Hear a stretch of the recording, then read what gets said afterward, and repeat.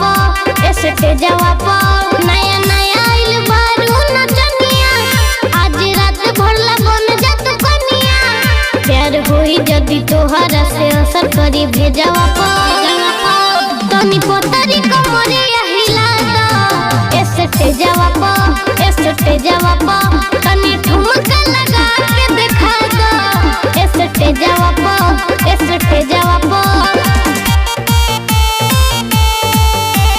Kamlesh recording studio Mohammadpur. तनी ठुमका लगा के दिखा दो स्टेजवा पो हो हमर तुमल पूरा गांव जवार देखो पड़ल बरसन तहरा पीछा हो बट ई है डिमांड है लइका जवान आके नच के दिखा दो तुम नीचा हो आके नच के दिखा दो तुम नीचा हो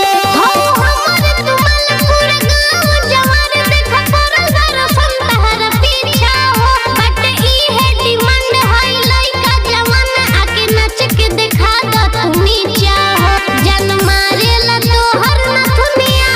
तू ही लइले बारू पूरा दुनिया तीर मार तारू हमारा करे जावा पो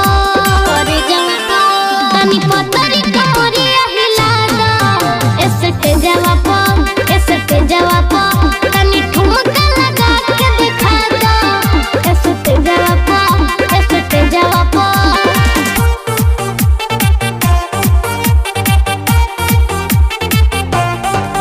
तनी ठुमका लगा के दिखा दो स्टेजवा पो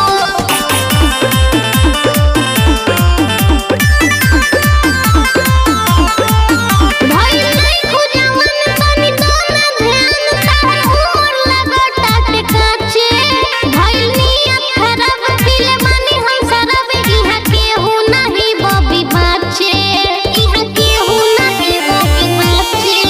भाई नहीं खुजा मन तनी दोना ध्यान तार उमर लगा टाटे काचे भाई नियत खराब पीले मानी हम शराब इहा केहू नहीं बबी बाचे कहता रे सुनो रघुरा जा आके बहिया में हमरा समा जा आज भर खाती चला हमरा से जावा पो तनी पतरी कमरिया हिला दो स्टेजवा पो तनी ठुमका लगा के दिखा दो स्टेजवा पो कमलेश रिकॉर्डिंग स्टूडियो मोहम्मदपुर।